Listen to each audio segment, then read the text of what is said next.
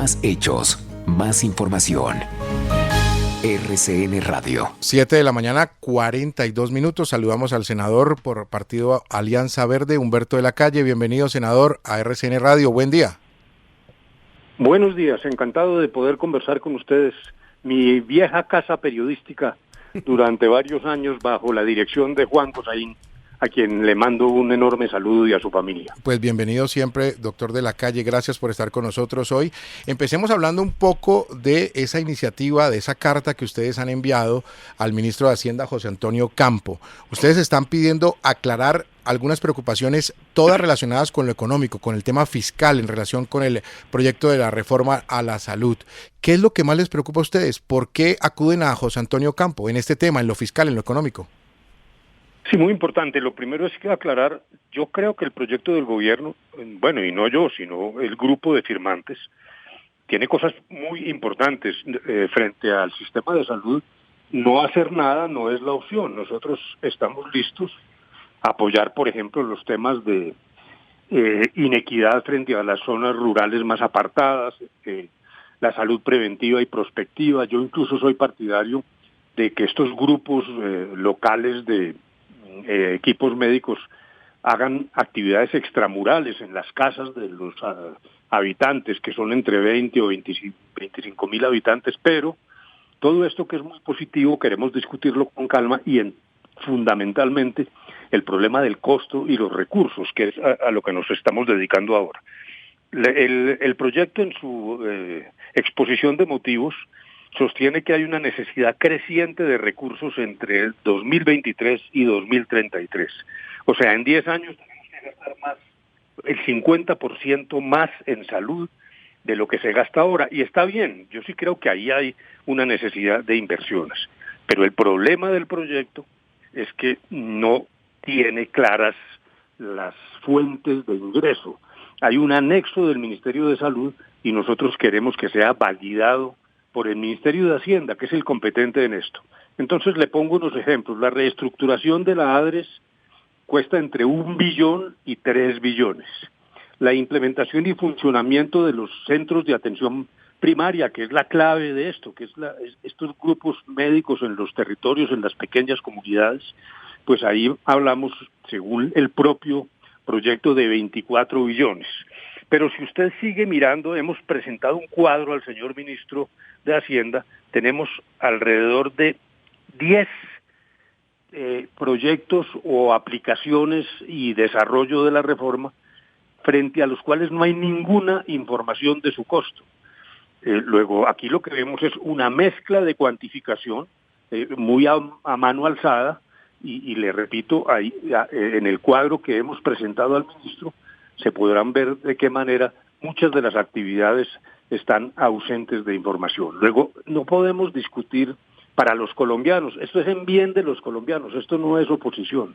No podemos discutir una reforma con un costo abultado sin que haya claridad absoluta desde la perspectiva de Hacienda, en función del presupuesto, de la regla fiscal, realmente de cuántos recursos dispone Colombia y precisamente cuántos se necesitan si esta reforma llega a ser aprobada. Por eso, además, queremos que la discusión sea tranquila, en sesiones ordinarias, y por eso también, en una cosa simplemente práctica, queremos que se trate como ley estatutaria, porque en muchos puntos toca el derecho a la salud, pero sobre todo por una cosa práctica. No nos metamos mentiras, esta ley va a llegar a la Corte Constitucional, bien sea porque sea estatutaria o porque la demande. ¿Para qué van a someter al país a aprobar una ley que luego se caiga en la Corte? ¿Cómo no va a ser mejor que la Corte se pronuncie primero y que cuando se aplique la ley, si se aprueba, pues los colombianos estemos tranquilos? Ahora, doctor Humberto de la Calle, parece que pues ya eso se fue así, se va por la vía ordinaria, la discusión, en fin. Una curiosidad, y créame que ha quedado claro su argumento de por qué se dirige esta carta al ministro de Hacienda, pero ¿no debería responder más bien la ministra de la Salud, que es la autora del proyecto, que ella explique y diga, mire, la plata para esto sale acá, la plata para el consejo de 40 miembros sale de este lado? ¿No debería ella argumentar el tema del dinero?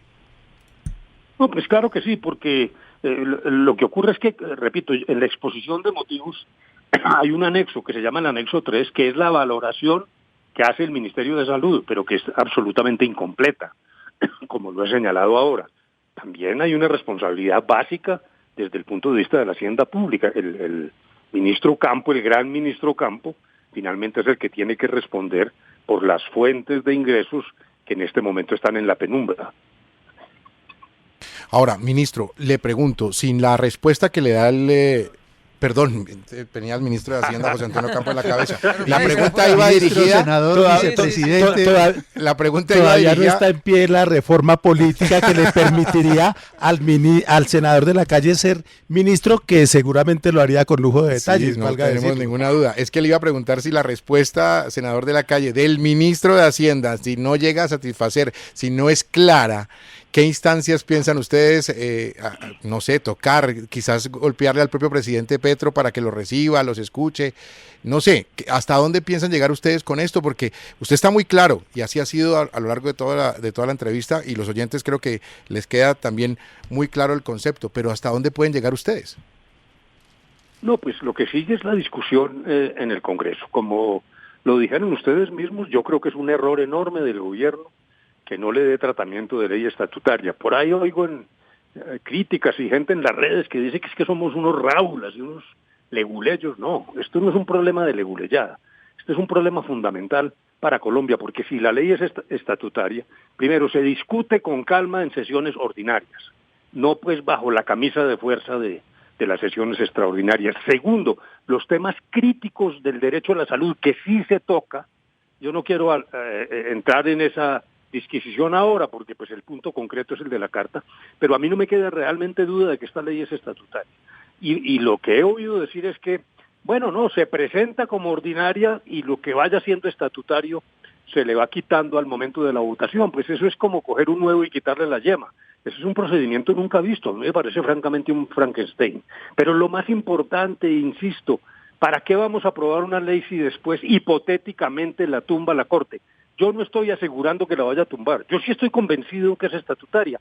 Pero uno que es abogado viejo sabe que no puede predecir el desenlace de un pleito. Pero ¿cómo no va a ser más práctico para Colombia?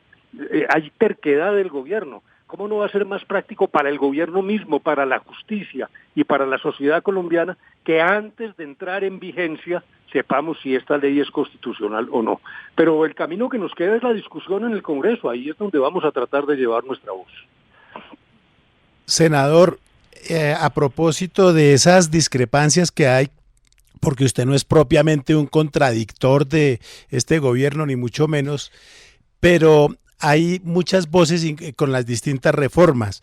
¿Usted cómo ve la conformación, el lanzamiento del nuevo partido de Roy Barreras? ¿Usted cree que van a poder seguir trabajando armónicamente en el pacto histórico, o que los más del lado izquierdo del pacto histórico van a decir que se salió, o que va a ser una disidencia, o que los va a traicionar? ¿Cómo ve usted la llegada de la Fuerza de la Paz a este escenario? Pues yo diría lo siguiente. Primero, no me atrevo a interpretar al doctor Barreras.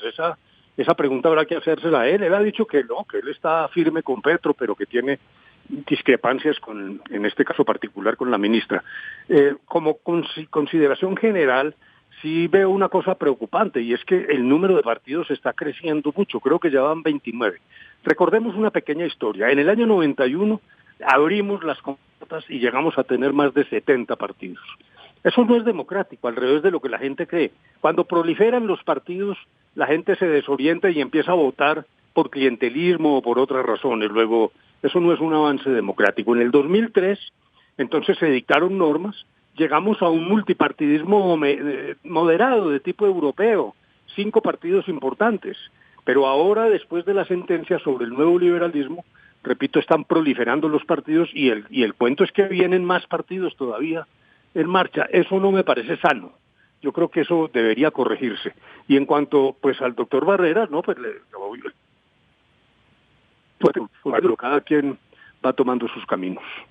Pues, senador Humberto de la Calle, gracias por estos minutos con RCN Radio. Buen día para usted y seguimos en contacto. Muy amable. Gracias a ustedes. Encantado de saludarlos y aquí estaremos pendientes.